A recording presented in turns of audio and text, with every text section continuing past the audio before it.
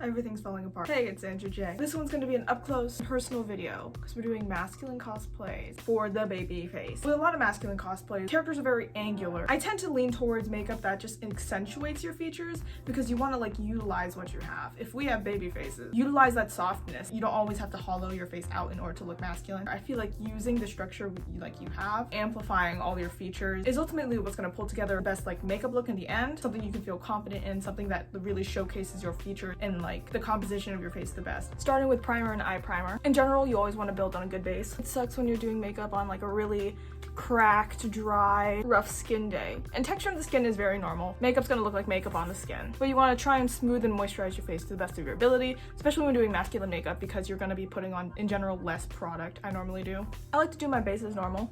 It starts to get a little different when I start contour though. I tend to do more contour, but I never do it in like one stark line. I feel like when you focus on line, especially with a fuller face, in pictures it might read, but in real life it looks a lot harder, a lot harsher. It's also a lazy makeup hack just by following the natural line. You know, if you mew, you can kind of see the general L shape. It isn't L, it's more of like a U, it's more of a very soft V. If your cheeks are fuller, you don't have to do like something that reminds me of like the buccal fat surgery that people have. I tend to just go a triangle. Maybe it just like helps me, but again, blending upwards and just focusing on this area. I have this kind of theory, makeup theory practice, where it's the 3-element balance. Basically, in a picture and far away too, you want to be able to pick out the eyes, the nose, and the lips just automatically right off the bat. They all have to feel balanced and they all have to be the most prominent. Here's some examples of what I consider to be a facial balance, and here's some examples of what I consider to be imbalance. When a face is balanced, it just sticks out more to me. Going to nose contour, the darkest part of my contour is always going to be near the tip and going upwards, but I also am going to hollow out this portion of my eye. I'm basically drawing a straight line up my nose. And this is with a fluffy brush too, because we're eventually gonna blend this out. It's not gonna look like this the entire time. I go again here and here. These are the 2 points I normally accentuate the most, particularly where your brow ends in the front, accentuating the tip, blending the middle line out as you circle your brush. And just blend upwards to meet the peak. I do want to darken right here and right here, just to give, I think it's called the temple of the face, but just the front part of your face a bit more depth. I talked about how I don't like a really obviously fake jaw. I don't mind an obviously fake nose. Hopefully the line method works for you. It's just what looks best on my nose in particular, but try it out. And if it feels imbalanced, maybe try out different shapes to see what works for you. Now for blush, you want to use blush. If you're baby-faced, I kind of associate that with a little bit more cheek space, more full face, rounder, wider, right? The blankness here without blush will be a little uncanny. In terms of color, I like to use something more red, something more mute, something more nude. Pinks are fine, but I do steer away from pinks. This middle one's nice too because it's like dark, but you don't always have to go dark. I like to use a light wash of like a red, something not too bubblegum pink or coral or orange. In terms of placement, right above contour, take it really high on the cheek right here is where I tend to saturate it. Then blend it down and upwards into the middle of your cheek. Specifically with my face, I tend to focus on more just lifting and making it feel awake and bright over putting so much structure into it. Because when I overanalyze like structure, I try and get really strong cheekbones or really hollow cheeks, it doesn't really blend into the rest of my face. I'd much rather have some more natural color and look. When I fell into first doing masculine cosplay, I thought I had to steer away from anything feminine. No lashes, no blush, no color, no nothing. It's really strong. I'm gonna counteract that with some BB cream for highlight. I don't do too much with it. I just finish off the button nose by doing a dot here, sometimes maybe even like a little arc. Then drawing a line, literally a line. People are gonna go against the line. People are gonna be like, it's gonna be too stark, it's gonna be too like weird. This is cosplay makeup. It's almost always gonna be over the top or far from what you normally wear in your real life. Blend it out with like a fluffy brush. Nothing too serious, can't really mess up this point. Going in with a shade a little bit closer to white, I like using these two. It makes it very dramatic. Moving on to the next thing, we need to balance the eyes. In terms of color, I always keep at least like one palette that I identify as my more masculine colors, or a palette that I consider to use more for masculine cosplays, because it has more nudes, it has more reds, maybe something a bit more darker, some more browns, and generally just more transition shades. I normally go in with a very base color like this one, just a brown, nothing special. We're eventually gonna warm it up. My go-to colors when cosplaying guys are browns, like a blonde tone, reds, or deeper browns. I like to saturate any kind of mid-tone brown according to your skin color on the outer edge of my eye, in circular motions, across the eyelid. I'm not being strategic with it. Once we're at this nice stage, take the brush and slightly flick it outward just to get a cute little like triangle, I guess is what it is, and then blend it out. A lot of the time this portion is covered up by my wig anyway. It's just what I do.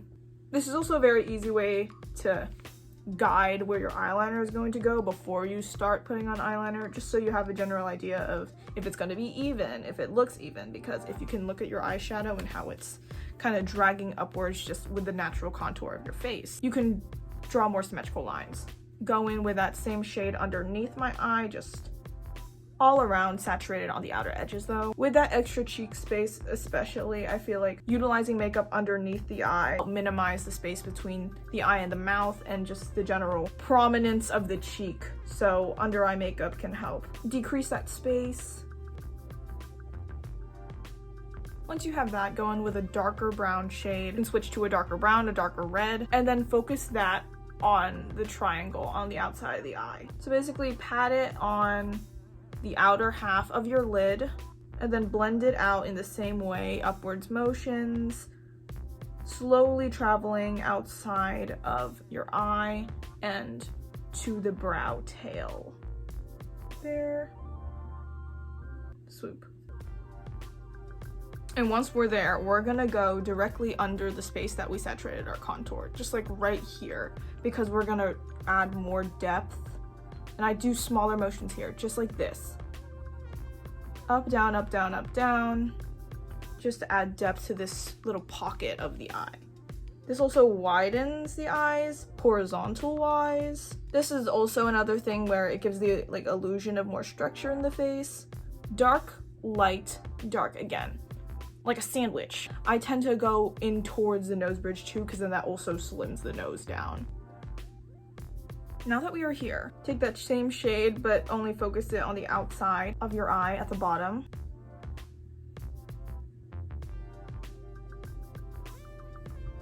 Like that. With a lighter nude, cut the crease as you normally would. If you would use a glitter, how you would cut the crease.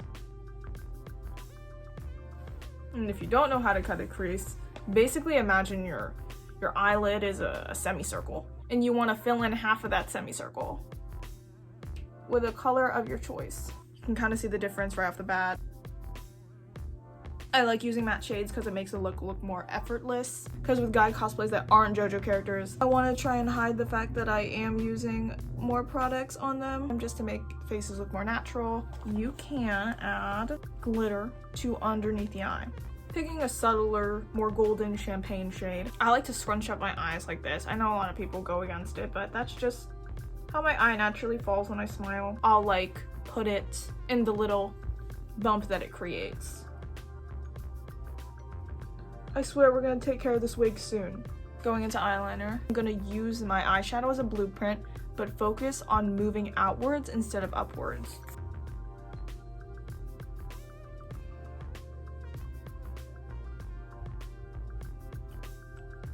In terms of lash style, I tend to pick sparser lashes. False lashes are equated to a lot more feminine characters, but I mean, men have eyelashes too. Do I like these? Let me get another pair. I like these ones more. Okay, so now the eyes are basically kind of done. On to the lips, finally. In terms of color, a nude or a red. Something that's more nude that you can diffuse. I just use my finger or just like your upper lip. Don't be afraid to put color in your lips as well. When color is drained from the face, it can look really like harsh and tough. Run your finger alongside the edges of your lip once you have the color saturated in the middle. I will also bring over a darker neutral lip liner. Ooh, it is not sharpened. This one isn't sharpened, but this is. Again, like a darker color. And then lengthen the outer corners of my mouth, just to accentuate other parts of your face, because the eyes have lashes. They like bam. This nose has a really stark exclamation point highlighter, right? And it goes bam, increasing the amount of space my mouth fills up on my face. Kind of just helps accentuate everything. I'm gonna put a gloss on. Here's where the wig comes in. Well, I normally take pieces that frame my face and pull them outwards, because these pieces are eventually going to stick to like your face, right? And accentuate the jaw that we created, basically. Glue these. Feels like hairspray got in my eye. I'll be fine.